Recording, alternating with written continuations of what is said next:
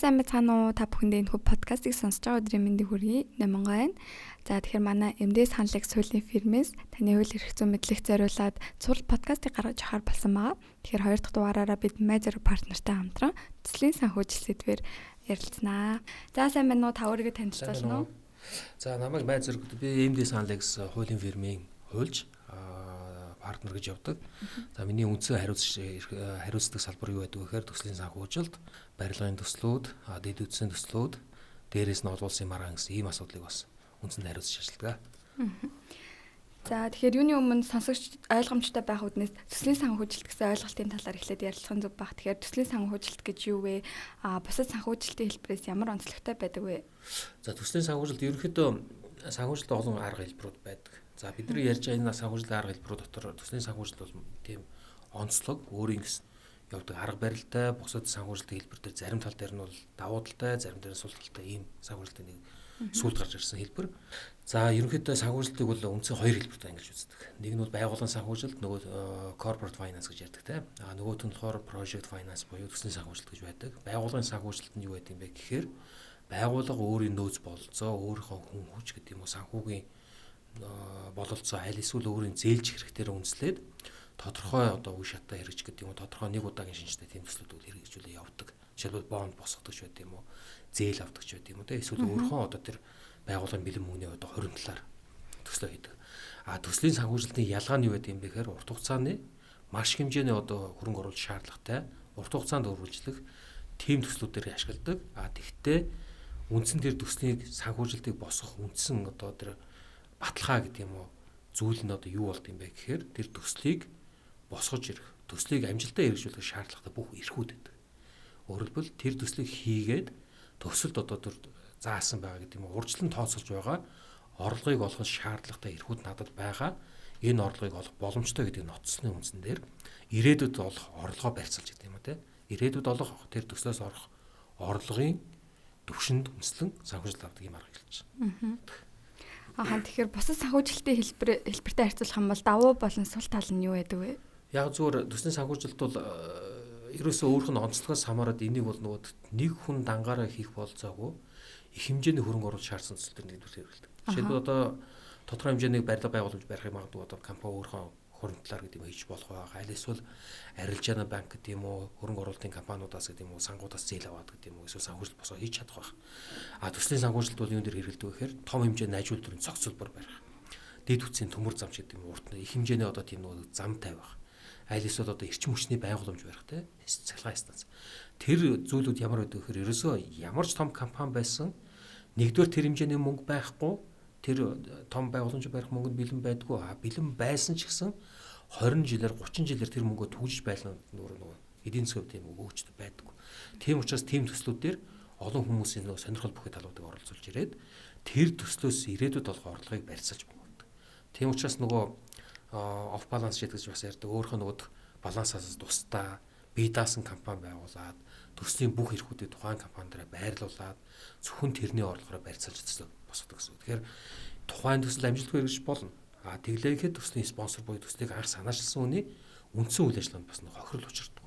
Жишээлбэл нэг компани байжгаад нэг одоо юу нэг барилга барьлаа. Бусад үйл ажиллагаанд хэвэн явж байсан байл гэж бод. Тэгтэл нөгөө хийсэн төсөл маань өөрөө бүтлгүй болоод бизнесийн эрсдэл хүлээхэд үндсэн явж байгаа үйл ажиллагаанд тэр шууд нөлөө үзүүлдэг байхгүй. Яг тэгэхээр хэвэн явжсэн дэлгүүрийн үйл ажиллагаанд барилгын төсөл амжилтгүй хэрэгжснээс болоод дагаад унаад одоо амжилтгүй болчих магадaltaй. Төслийн санхүүжилтээр бүгдийн нөгөө ring fencing буюу бүх эрсдлүүдээ ингээд нэгтгээд тусгаарладаг учраас хэвэн явж байгаа төслүүд дээр бол ямар нэгэн юм сөрөг нөлөө үзүүлдэг өөрөөс даваа талтай байдаг. Тэгэхээр төслийн санхүүжилтийг хэрэглэх шаардлага юу байдаг вэ? Гэхдээ одоо яг түрүүний хэлдэг хэдэн шаардлууд нь өөрөлдвөл их хэмжээний хөрөнгө оруулалт шаардлагатай. Хоёрдугаарт эрсдлээ хуваарлахыг хүсэж байгаа. Өөрөлдвөл хэвэн явж байгаа бусад бизнестэй энийг халдаахгүй баймаар байвал те. Тэгвэл төслийн санхүүжилтийг хэрэгжүүлж болно. Гуравдугаарт хамгийн гол нь нөгөө олж байгаа орлого нь өөрөө тэр төслийг хэрэгжүүлээ тодорхой хэмжээний орлого олно. Тэр орлого нь өөрөө төслийн санхүүжилтийг босгоход гарсан зардал, өртөг, зээл, тэгээ хөрөнгө оруулагчийн хөрөнгө оруулалтын өөжийг төлөх хэмжээнд байдаг учраас байхаар зохицуулаад тэгээд тэр орлогоороо зардлаа нөхөө явдаг учраас бас харь цаашдын давуу талтай боломжтой санхүүжилт хэлбэрч байна. Гэтэ маш нөгөө ярихад их амархан нэлээ их ажилтаа маш их тийм бичих заасан ажил хийдэг онцлог тийм арга.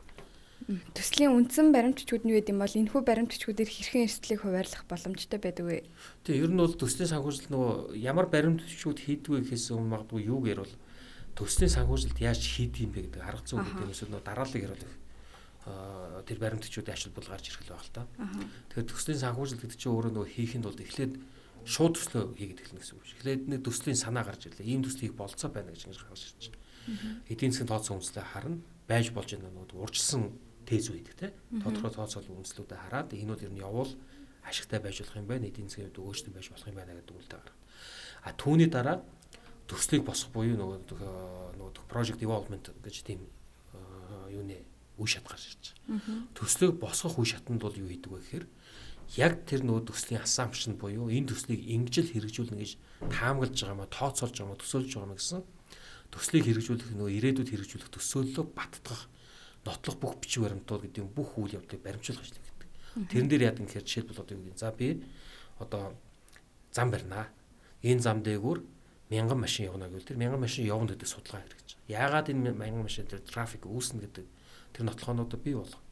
За зам барихын тулд надад юу хэрэгтэй? Тоног төхөөрөмж хэрэгтэй, ажилтны хэрэгтэй, барилгын компани хэрэгтэй. Тэгвэл тэр барилгын компаниуд урьдчилсан байдлаар сонгож шалруултаа гэх юм. За магадгүй одоо нөгөө төслийн санхүүжилтийн хамгийн гол өртөг болдог тэр барилга угсралтын зардалыг тодорхойлохын тулд магадгүй урьдчилсан тендер рүү зарлах. Тэгээ үнийн санал. Та яг 100 км замыг ямар үнээр барих болцоотой вэ? Таны үнийн рейнж чи юу вэ? Тэр нөгөө багцаа үнэ аав. Тэгжээж нөгөө кост юмудаа гаргаж ирж байгаа шүү дээ. Тэгээд энэ барилгыг та ийм хугацаанд барьж чадах уу? Барьж чадахгүй бол та ямар төлбөр үзүүлэх юм? Та ямар алдагдал учирсан эрсдлийг та ямар хэмжээнд хариуцах чадвартай юм? Энэ барилгыг сайн байруулад нэг хяналтын инженер нь ямар хүмүүс байна гэд бүх нөгөө оролцогчдойгоо өөр өөрөөр нь тодорхойлоод тэгээ эрсдлүүдийн нөгөө хүн болгонтой холбоотой эрсдлүүд дээрээс нь төсөлд оролцоогүй байгаа хүмүүс одоо тэр тэднэртэй үл хамаарах бусад хөндлөнгийн 3 жишээд гэдэг юм уу? Бусад бүх эрсдлүүдээ гаргаж ирээ хойролт гэдэг байхгүй. За одоо юу гэдэг нь ханшны зам барих гад төгрөгөөр ингээд зам барих гад тооцоолсон чинь төгрөгийн ханшны унчлаа. Тэгээ нөгөө импортоор авч байгаа одоо бие түмч гэдэг юм уу тодорхой гол одоо үндсэн төгөөдөг авах гэсэн чинь мөнгө нь хүрхэ байж ч гэдэг юм. Тэр эрсдэл хүртэл харна гэсэн үг байхгүй. Тэгвэл энэ ханшийн эрсдлийг хэн хүлээлгэх вэ? Зээлдүүлэгчтэй хүлээлгэх үү? Спонсор буюу тэр нөгөө төслийн equity буюу тэр нөгөө хөрөнгө оруулалт хийсэн, хувьцааны хөрөнгө оруулалт хийсэн хүмүүстээ хүлээлгэх юм уу? Эсвэл барилгын компанид хүлээлгэх юм уу? Гэт ингээ бүх тооцоогоо игээд тэгээд хамгийн гол хийдэг нөгөө documentation гэж яриад байгаа ажил нь юм гэхээр энэ бүх хийсэн зүйлээ баримт бичгэн дээр болгож байна. Энэ баримт бичгэн маш олон төрлийн нөгөө ямар төрлийн төсөл хийж байгаагаас хамаарат ямар төрлийн гэрээ байх вэ гэдгээрээ өөрөөр болдог. Гэхдээ үндсэн баримт бичгэн дээр буудаг зүйл нь юу байх юм гэхээр ерөөсөө нэг гэрээ хилцэл санамж бичиг харилцаа ойлголцдог тэр баттгсан тэр баримт бичгүүд бүгд бол авчдаг гэсэн. Тэгэхээр төслийн санхүүжилтийг ямар этгээдүүд хийдэг вэ? Оролцогчдын талаар ярих юм бол тэгээд хуульчдын оролцоо шаардлагатай байдгүй.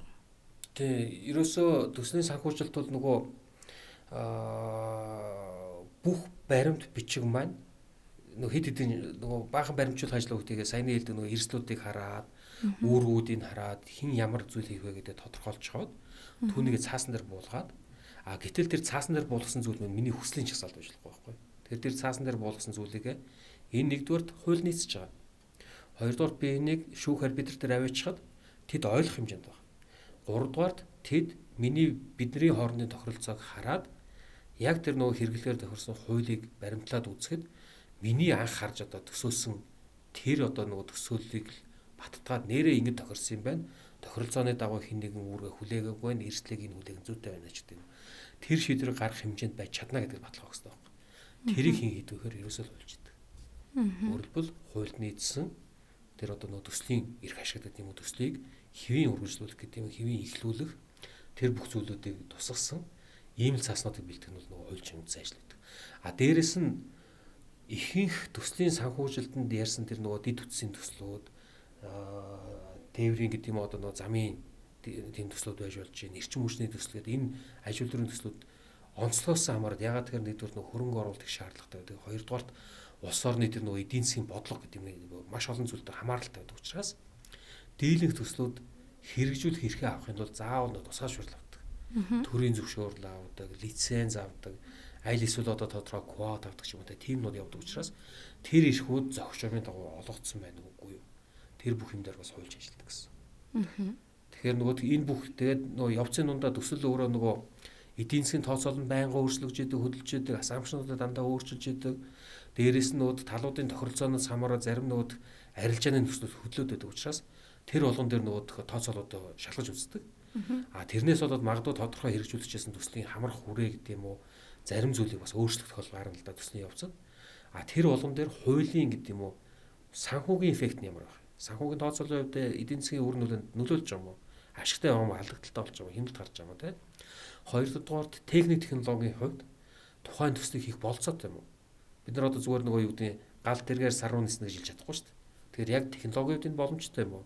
Өртгөн дээр яаж нөлөөлж байгаа? Гуравдугаарт зохицуулалт буюу эрх зүйн хувьд энэ нь ямар нөлөө үзүүлж байгаа юм гэдгийг нөгөө тухайн төслийг хөгжүүлэх явцын жижиг шийдвэр гаргалт болгон дээр шалгаад явдаг. Тэгээд хуульч нь хараад энэ та нарын хэлж байгаа нөхцлөөр урьдчилсан одоо тэр нөгөө assumption гэж яриад байгаа зүйлийг өөрчлөхөд энэ төсөл хэвэн хэрэгжих болцоотой байна. Энэ төслийг цаашид явуулахад хүндрэл гарахгүй юм байна. Эсвэл ийм хүндрэл гарна.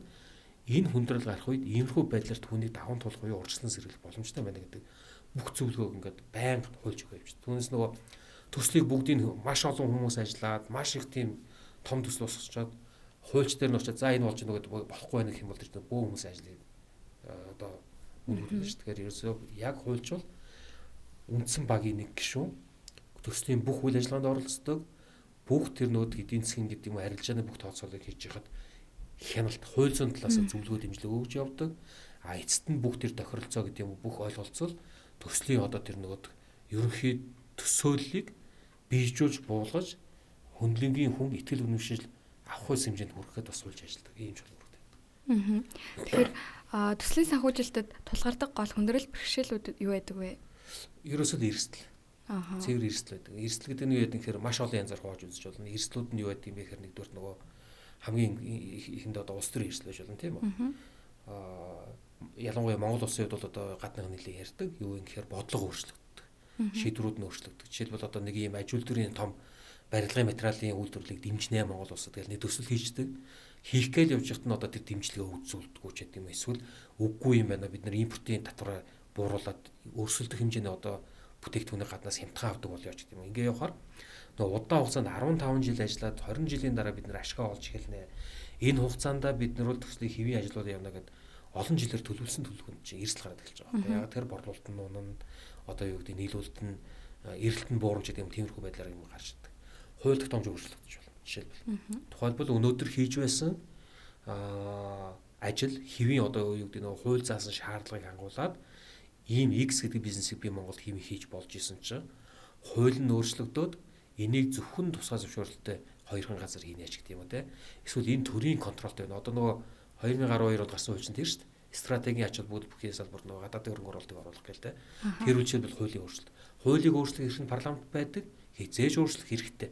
Тэрийг бол төсөл хэрэгжүүлж байгаа юм хийж чадахгүй. Гэхдээ нэгэнд боломжинд байгаад нөгөө өмнөх хуультай нийцүүлээд бүх төслөө хөгжүүлсний дараа хууль өөрчлөлтнө гэдэг чинь том эрсдэл болж байгаа байхгүй. Энэ төрлийн нэг хэсэг эрсдлүүд байна. За нөгөө хэсэг эрсдлүүд бол юу байдаг вэ гэхээр технологитой холбоотой эрсдлүүд байдаг. Ямар ч төсөл дээр жишээлбэл одоо маш олон ингээл нөгөө бид нар интернет ингээл ном сонь уушгаар ингээл янзын сайхан ингээл шийдлүүд гараад ирлээ. Мундаг сайхан нээлтүүд хийлэг ингээ гардаг. Хизээч тэр төслөөр хэрэглэдэг. Яагаад тэгэхээр шин технологи өөрөө сул тал нь юу гэдэг вэ? Батлагтай байдаг чинь. 10 жилийн дараа бид нар 20 жилийн төсөл хийж чахад 2 жилийн өмнө нээсгдсэн технологиг хизээш ашиглахгүй. Яагаад тэгэхээр энэ 20 жилийн хугацаанд энэ технологи хэвийн ажиллана гэсэн баталгаа байхгүй. Туршигтайг байна амьдрал дээр тийм. Тийм учраас туршигдсан тэр банк санхүүгийн байгууллага хүлээн зөвшөөрсөн тэр салбарын хүмүүс тэрийг ашиглаад датчихсан тийм технологи ашиглана гэдэг. Технологи эрсдэл юм уу даа. За түүнээс гадна маш том эрсдлүүд юу байдаг вэ гэхээр нөгөө оролцогчдын эрсдэл гэж байдаг. Өөрөөр хэлбэл нөгөө хямдхан үнийн хараад жишээлбэл замын компаниар зам бариулах гад тендер зарлаад авахтаа үнийн зөвхөн хараад авсан байж болно шүү дээ. Тэгтэл нөгөө компани магадгүй өөр ажлуудыг хийж чадаагүй дуршлахгүй байх юм бол тэр оролцогчтой холбоотойгоор замын чанарын эрсдэл шууд гарч ирнэ. Чанарын эрсдэл гарч ирнэ гэдэг чинь нөгөө дахиад засаад янзлах гэхээр ажилтнанд оруулах хугацаанд урт бол. Тэгэхээр нөгөө хугацаанд дуусгаж чадахгүй цагтаа дуусгах хэвээр тэр төсөөл маань байхгүй болоод төслийн эхлэх хугацаанд цаашаа сундаг. Эсвэргээр нөгөө барилга угсралтын зардал нөсдөг. Иймэрхүү эрсдлүүд гарч ирдэг ч байдаг. Айл эсвэл ерөөсөө туршлахгүй тэрийг хийж байгаагүй. Эсвэл одоо юу гэдгийг ажилчдаа цалингаа муу тавьдаг. Тэгээд тэр нь ажил хайчвал хэдийгээр одоо тэр нөгөө дотоод компани дотоод асуудал мэт боловч үнийн хэрэгтэй нөө төслийн хугацаан дээр бас нөлөөлөх байхгүй. Тэгэхээр нөгөө төсөлд оролцож байгаа санхүүжуулагч, үндсэн барилга угсралтын компани, технологи нийлүүлэгч, үйл ажиллагаа хариуцж байгаа гэдэг operation maintenance гэж ярьдаг. Төслийг удирдах ингэж авч явах хүмүүс гэдэг юм уу, төслийн менежментийн баг гэдэг ингээд бүх оролцогч тэр оролцогчид өөрт нь учирч магадгүй эрсдлүүд төсөлд хэрхэн нөлөөлөх юм гэдэг бас үзэх хэрэгтэй. Counterparty risk гэж байдаг. За дээрэс нь Монголын төсөл бол нэлээд том яригдсан зүйл ханшийн эрсдэл байдаг. Өөрөөр хэлбэл хинийч контрол байдгүй нөгөө ерөнхий том зах зээлийн гэдэг эдийн засгийн нөхцөл байдлаас хамаарат төгрөг долларын ханшийн асуудал яригддаг. Дийлэнх борлуулалт жишээлбэл нөгөө төслүүдийн нэг онцлог нь юу гэдэг юм гэхээр тухайн төслийг хэрэгжүүлж байгаа улсын мөнгөнд нэмэхтэр орлого нь орж ирдэг. За Монголд одоо юу гэдгийг жишээлбэл тодорхой нэг одоо ажил төрлийн зохицолбор барьлаа гэхэд түүнээс гарч байгаа бүтээгдэхүүнийг төгрөг дотоодын зах зээлээр зарна. Тэр нь төгрөгөөр зарна. Тэгтэл төсөл тэр нөө төслийг одоо тэр нөө ажил төрлийн зохицолборыг барих зорилгоор авсан зээл гэдэг юм уу санхүүжилт өөрөө ам доллар орж идэв. Гадаад валютаар байна шүү дээ. Тэгэхэд эргэн төлөлт нь яхах хэрэг нөө валютаар хийгдэх ёстой. Орлого нь төгрөгөөр орж ирж идэг. Төгрөгийн ханш нуучих юм бол тооцоолж ирсэн орлого нь валютын хэмжээгээр үзвэл валютад төрүүлсэн дүнгээр хүрхээ байшдаг ч гэдэг юм те. Маш олон эрсдлүүд байдаг л да. Тэгэхээр нөгөө бүх эрсдлийг жагсааж ирээд ерөөсөө нөгөө төслийн санхүүжилтийн яг мэрэгжлийнхэн бол юу гэж хэлдэг вэ? Төслийн санхүүжилт гэдэг бол бүр яг амин сүнсэн зүйл. Яг одоо гол үндсэн асуудал нь юу гэдэг гэхээр эрсдэл, хуваарлах тасал гэдэг байхгүй. Бүх эрсдлийг гаргаж ирнэ. Бүгдийг нь урьдчилж харна. Тооцож чадах хэмжээнд харна. Тэгээд хэн энийг хүлээж чадах юм? Засаг хэн ч хүлээж чадахгүй юм бол засагт хүлээлгэх болцоотой. Мөнгө санхүүтэй холбоотой гэдэг эдийн засгийн тооцоололт холбоотой юм байх юм бол хөрөнгө оруулагчд хүлээлгэх үү, банк нь хүлээлгэх үү гэх юм уу те. Технологитой холбоотой юм байх юм бол магадгүй технологиор хангаж байгаа этгээд эсвэл EPC гэрээсийн этгээд байх юм бол барилга угсралтын компани технологи эрсдлээ хүлээлгэх үү гэх юм уу те. Ингээ бүх юмудаа л ингээд маш сайн хуваарлаа болж игвэл бүх эрсдлийг хааж чадахгүй ч гэсэн ядаж тухайн эрсдлийг хэн хамгийн сайн өөртөө шингээж авах юм бэ? Тухайн эрсдлийг нэг хүн авах юм бол ерөөсөн бүдрээ онцоо шүү дээ. Тэр төслөөс явах. Хизээч нөгөө хэдийгээр би авлаа гэж хэлсэн ч гэсэн бодит байдал дээр авч чадахгүй бол тэр эрсдэл хിവэрэл байх байхгүй. Тэгэхээр эрсдэл хуваарлах дасгал гэж хэлээд байдаг бид нэр. Тэр дасгалал маш сайн хийгддэг гэсэн. Тэгэхээр эрсдлийн сөрөг нөлөөнөөс хамгаалах арга нь эрсдлийг хуваарлах гэсэн үг тийм. Эрсдлийг хуваарлах. Дээрээс нь нөгөө эрсдлийг хуваарлах гэдэг бол чи энийг хариуцаарай гэдэг асуудал биш. Бас эсэргээр түүнийг хаахаргууд нь даатгал байж болж байна. Бид нар улс төрийн даатгалууд авч болно тийм үү? Мега эднэр бол одоо олон улсын байгууллага өөрийнхөө хөрөнгө оруулалтын нэр даатгал өгдөг байхгүй. Улс төрийн даатгал авч иж болж байна. За экспортын зээлийн даатгалууд гэж болно те. Янз янзын тийм даатгалууд байдаг. Эсвэл одоо барилгын үед хэлдэг чинь нөгөө all risk construction insurance гэж байдаг хаа. Бүх барилга угсралтай холбоотой альва эрсдлийг би хүлээч гэдэг даатгалын компани авдаг. Барилга барьж байгаа хүн хизээж тэрэн дээр эрсдэл гарахыг хүсэхгүй. Гэтэ өөрийн хяналтаас гэдэг юм уу гарсан эрсдлүүд гарах магадaltaй. Тэр үед бол даатгалын компаниуд хариуцна ч тийм үү те. Тэгээ нөгөө хинд ямар эрсдлөө өгөх вэ гэдэг нь одоо бүгдийг л зохицуулна. Эдгээр учирч болох эрсдлийн төрлүүдээс Монгол улстай адил хөгжиж байгаа орнуудын хувьд эрсдлийг хэрхэн зохицуулж байгаа вэ? Ер нь л адилхан байх гэж бодож байна. Яг тэгэхээр нөгөө аль улсад байгаагаас хамаарат эрсдлүүд нь өөрөөр газар нутгийн онцлог байж болно. Жишээлбэл одоо юу гэдэг Монголд байдаг нэг зүйл бол нөгөө цаг уурын бас тодорхой хэмжээний эрсдлүүд байхыг үгүйсэхгүй те. Хүнний улиралтай гэдэг юм уу? Цочир яадаг гэтэл зарим өөр газар шал өөр эрсдэл байхыг бас үгүйсэхгүй ч гэдэг. Газар зүйн байрлалаас хамаарат эрсдэл байгаа. Төр зэсэг гэдэг юм уу? Хууль тогтоомжийн нөхцөл байдлаас хамаарат эрсдэл байгаа. Жишээлбэл дайны эрсдэл бол Монголд хэр өндөр байх байхгүй байх тийм үү? Яг одоо дараа гэтэл одоо нөгөө сэрч гэдэг юм уу? Ливч гэдэг юм уу? Тэр улсуудад ярих юм бол магадгүй тэр эрсдэл өндөр байхыг үгүйсэхгүй шүү дээ тийм. Тэгэхээр яг тэр газрын онцлогоос хамаарат бүх эрсдэл адилхан ойролцоо байна. Аль нь учрах магадлал өндөр вэ гэдэг нь бол тусдаа яригд авчна л да. Хит хэдэн төслийг зэрэг хэрэгжүүлэх үед төслийн эрсдлээс хэрхэн хамгаалдаг вэ? Зэрэг гэдэг нэг субъекттэй. Нэг субъект. Яг нөгөө эрсдэл нэг субъект бол одоо бид нар нөгөө төслийн оролцогчтой ингээд нөгөө англиар харахаар нөгөө спонсор буюу төслийг санаачлагч гэж ойлголт өгдөг. Төслийг бол хинт санаачилж болно, хэд хэдийг санаачилж болно. Тэгвэл яг төслийн санхүүжилтийн зарчмын төслийг хэрэгжүүлэх байгаа тохиолдолд бүх төслийгөө салгаж SPV буюу одоо тусгай зориулалтын компани гэж бид нар ярьдаг. Бие даасан компани дээр төсөл болгоно байршилдаг гэсэн. Тэр нь ямар учиртай юм бэ гэхээр тэр төсөл дээр байгаа тэр төслийн үр өгөөж нь зөвхөн тэр төсөлтэй холбоотой ихээр баталгааж нь тэр төсөлтэй холбоотой үүргүүд зөвхөн тэр компани дээр байна гэж.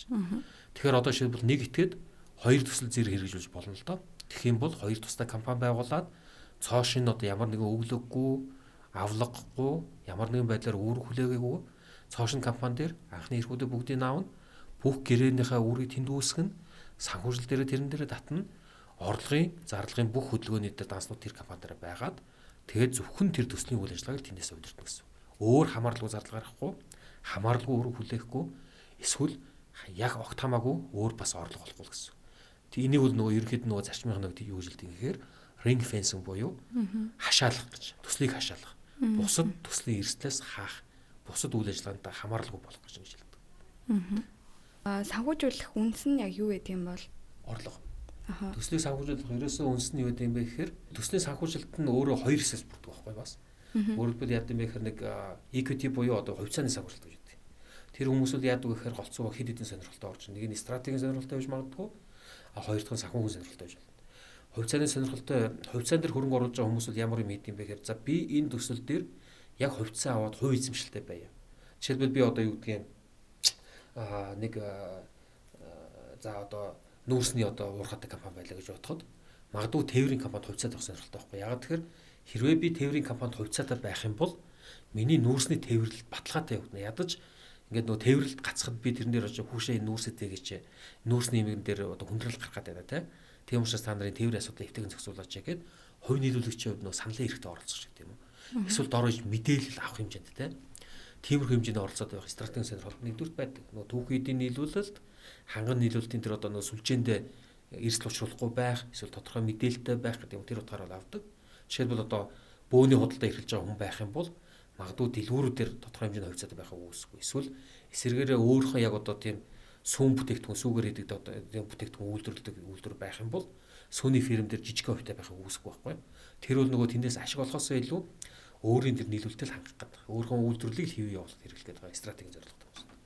За хоёр дахь хэсэг хүмүүс болохоор яадаг вэ гэхээр нөгөө exit гардаг. Өөрөлдвөл дийлэнх тоолд яг зөвөр юу гэж ярьдаг вэ гэхээр хөрөнгө оруулалт хийлээ, үр ашиг нөгөө зардал маш өндөр байдаг. Хөрөнгө оруулалтын дараа тодорхой хугацааны дараа нөгөө оруулсан хөрөнгө оруулалтанд нөхөж эхэлдэг. Тэгээ түүнээс цааш ашигтай ажиллах хэрэгтэй. А яг тэр ашигын хэмжээнд очиод ирэхээр нэлээд олон компаниуд ямар тийм нөгөө санхүүгийн тийм загвар ашиглалтаа гэхээр нөгөө IPO хийдэг ч юм уу. Тэ ямар нэгэн байдлаар тэр нөгөө дараагийн үнцнээ нэмэгдүүлдэг, олон нийтээс хөрөнгө татдаг тийм ажлууд хийдэг.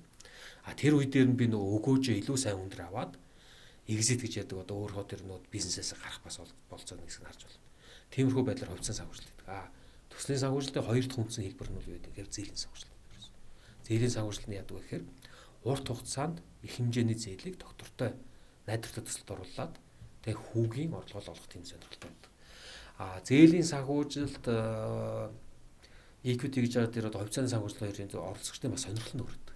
Тэр нь сонирхол нь саяны тэр нөгөө өөр сонирхолтой байдаг лээ шүү дээ. Одоо зарим нэг стратеги сонирхолтой гэдэг. Дээрээс нөгөө өгөөж нь бас өөрөд. Жишээлбэл хувьцааны санхүүжилт хийж байгаа юм бол төсөл амжилтгүй бол юу ч авахгүй. Эсрэгээр төсөл сайн амжилт хэрэгжих юм бол оруулсан өргөө магадгүй хэд дахин нуулж авах болцоотой. Зээлийн санхүүжилт өгч байгаа хүн бол амжилтгүй бол юм авахд маш хүнд болно. Эсрэгээр амжилттай болсон ч хүүний хэмжээ нэмэгддэг байхгүй. Зөвхөн нөөд гэрээгээр төрсөн хүүгээ л хэрэгүүлж авдаг. Тэгэхээр эрсдэл өндөр хүлээд байсан гэсэн. Тэгээд энэ хоёр санхүүжилт нь ерөнхийдөө нийлээд төслийн санхүүжилтийг бүрдүүлдэг. Харьцааны хувьд бол нэг 30-70 юм уу 40-60 гэдэг юм. Өөрөлдвөл нийт санхүүжилтийн 30-аас 40% эсвэл 45% тэр хувьцаар санхүүжилт хийсэн хүмүүс эзэмшдэг. За үлдэх хэсгийг нь бол одоо зээлийн санхүүжилтээр хөвчлээ гэдэг гэсэн. Тэгэхээр нөгөө хүмүүсийн хувьд бол яг ч тэгэхээр төслийг яг санхүүжүүл яг гэж шийдвэр гаргаж байгаа хүмүүс хамгийн түрүүнд юу нэрх ингээд өгөөж нь харна. Хувьцааны хөрөнгө оруулалт хийж байгаа хүн бол өгөөж нь харна. Энэ ашигтай юу орлого болох вэ гэж.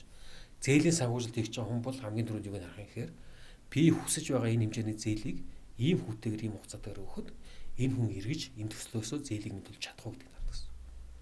Ерөнхийдөө бол нөгөө тэр санхүүгийн загварчлалнуудыг ихээр тэр waterfall гэдэг юм загвар ашигладаг байхгүй юу? Өөрөлдвөл нөгөө хүрхрээний загвар гэж. Тэгээд ерөнхий тавьдаг ерөнхий нийтлэг шаардлага нь юу гэхээр тухайн төслөөс тодорхой хугацаанд сар болгон олж байгаа орлого те.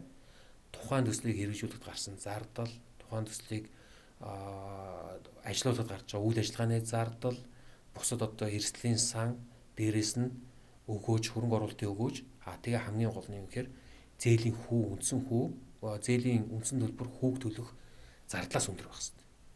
Бүх зардлуудаа хасаад сар болгон олж байгаа орлого нь бүх зардлуудаас өндөр байх юм бол төсөл хэрэгжих болцоотой гэж ингэж ойлгож байна. Гэхдээ тэрний үн маш олон ажил хийдэг хэвээр тийм. Үнэхээр нөгөө хэрэгжүүлэх эрхүүд аавч гэдэг юм байна шүү.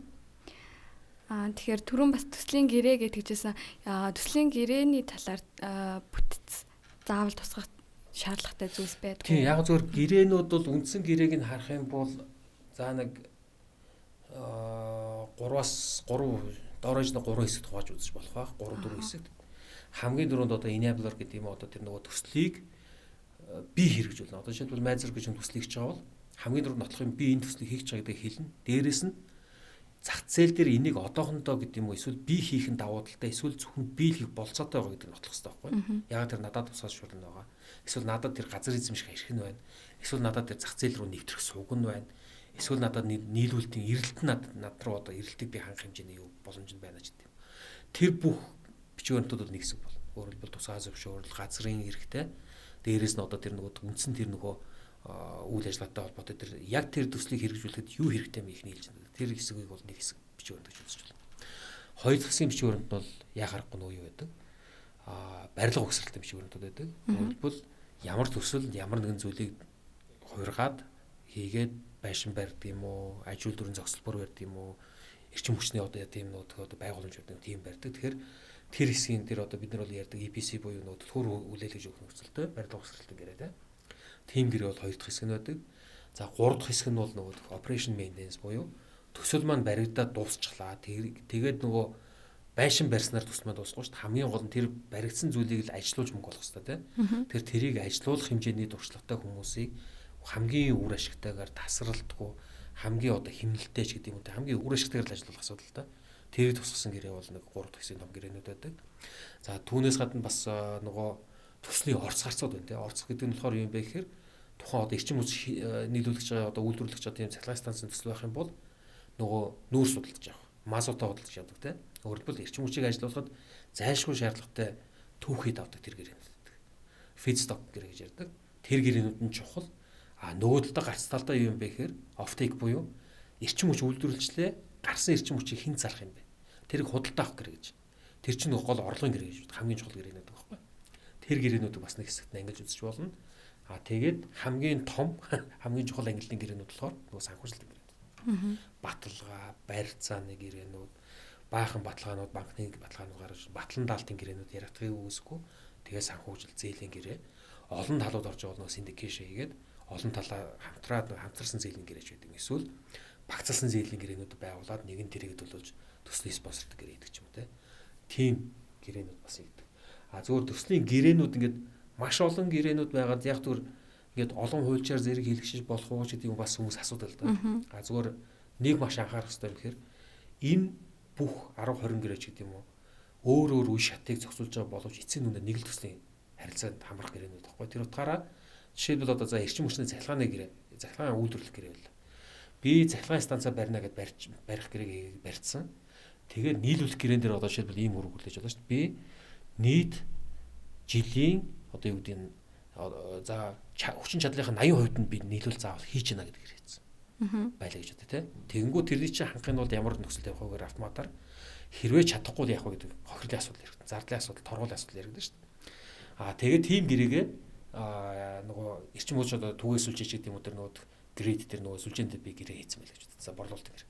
Тэгтэл хэрвээ би яг тийм гэрээ нөгөө талдаа хорж байгаа бол тэр feedstock буюу нүүрс нийлүүлэх гэрэн дээр яг л тэрэг тусна гэсэн. Өөрөлдвөл чи миний үйл ажиллагааг 80%-аас багагүй хэмжээнд үргэлжлүүлэх хэмжээний нүүрсийг байнга нийлүүлэх хэрэгтэй. Хэрвээ нийлүүлж чадахгүй бол нөгөө эрчим хүч үйлдвэрлэж байгаа төслийн эзэнд чи торгуул төлөнд хохир учирсан хохирлыг арилгана. Тэгтээ тэр хохирол нь дор хаяж нөгөө эрчим хүч авж байгаа компани offtake авж байгаа гэрээний хохирлоос багах хэрэгтэй байхгүй. Хэрвээ би одоо юу гэдгийг нүүрс нийлүүлээгүй бол би чамаас одоо юу гэдгийг $100 авна хохирол торгуул авна гэдэг ингээ хийдсэн. Нөгөө талаа би цахилгаан эрчим хүчинд өгөөгүй бол $1000 торгуулаг нөгөө хийчих юм бол нүүрс өгөөгөөс болоод цахилгаан үйлдвэрлэж чадахгүй би $900 алдаг байхгүй. Тэр нөгөө гэрээний consistency гэдэг юм хоорондын дээр интерлок гэж ярьдаг. Тэр хоорондоо ингээд уялдсан байдал тэгээд аль болох эрсдлийг төслийн компани дээр учруулахгүй байх гэдэг юм уу те. Тэр гэрээний зохицуулалт нь хамгийн чухал хэсэг гэдэг. Маш олон зэрэг гэрээнүүд явдаг. Тэр бүх гэрээнүүдийнхаа уялдаа холбоог хангах аюул чухал гэсэн. За тэгэхээр төр хувийн хвшлийн түншлэл болон төслийн санхүүжилт хоорондоо холбоотой байдгүй. Төр ер нь төслийн санхүүжилтэнд оролцдог уу? Тийм. PPP гэж ярьдаг те 3P-ийн зарчимч гэж ярьдаг. Төр хувийн хвшлийн асуудал бол маш олон нэлээ их хэсгээр бол төслийн санхүүжилттэй шууд холбогддог. Яагаад тэгэхээр түрүү ярьсан нөө төслийн санхүүжилт өөрөө их хэмжээний капитал буюу хөрөнгө оруулалт шаардсан. Томоохон нүүд эрчим хүчний дэд үтс ажил дөрвийн төслүүд төр хэрэгждэг гэж. Гэтэл нөгөө талаасаа бас түрүү хэлсэн шүү дээ. Нөгөө зохицуулттай салбар гэдэг. Энэ өөрөлдвөл төрийн монопол зарим дээр нэх байдаг. Тухайлбал одоо хамгийн энгийн жишээ цэвэрлэх байгууламж байна те. Хотод хэд хэрэгтэй байдгийг тэрэн дээр төрүүл нөгөө эдийн засгийн үр ашигтайч байсан, ашиггүй байсан ч гэсэн тэр үйлчлэгийг үзүүлэх хэрэгтэй нийтлэг үйлчлэг. Гэтэл магадгүй тэр монополоо эвдээд хувийн хөрөнгө оруулалт гэдэг юм уу хувийн секторынхыг тийшээ оруулж ирэх юм бол магадгүй эдийн засгийн үр ашигтай тэд нар ажиллах болцоотой. Эсвэргээрээ төсвийн тэр нөө дарамт шахалт гэдэг юм уу санхүүжилтийн дээр дарамтыг арилгаад үр нөлөөг нь илүү сайн болгочих магадaltaй байхгүй. Тэр тохиолдолд жишээлбэл PPP гэж хэлээд концессийн гэрээгээр ч гэдэг юм уу тодорхой өөрийн монополд байсан өөрийн эрх ашигт өөрийн мэдлэлд байсан тэр салбаруудаа либералчлаад тэгээд хувийн секторуудыг оруулж ирдэг. Тэр тохиолдолд бол яахаар төслийн санхүүжилтээр бас хэрэгжиж явдаг гэж болно. Гэхдээ бүх төслийн санхүүжилт бол юу биш. Төрийн оролцоотой байх албагүй. Заавал. Зарим төвшөнд бол зөвхөн нөгөө эрчим хүчний хувьд жишээлбэл худалдаа авагч өөрийн нөгөө төрийн өмчт компаниар дамжуулан худалдаа авагчийн үүрэг төр оролцсон. Зарим төслийн хувьд бол зөвхөн нөгөө тусгай зөвшөөрөл олгогч. Зарим төслийн хувьд бол зохицуулагчийн хувьд салбарыг зохицуулагчийн төр оролцдог. Зарим төслийн хувьд бол яхаарахгүй яг төслийн нэг үндсэн оролцогч жишээлбэл оюутлахын төсөл шүү дээ. Оюутлогод дээр бол өмчлөгчийн хувьд орж байгаа хөсөл төр. За танд одоо эдгээрээс өөр нэмж хэлэх зүйл байгаа юу?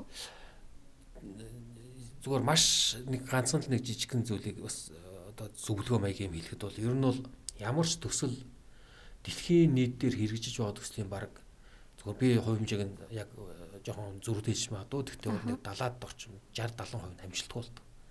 Ямар нэгэн шалтгаанаар магадгүй тэр хийгчсэн төсөл нөөрэ буруу байсан байж магадгүй. Тооцоо нь алдаатай байсан байж болно.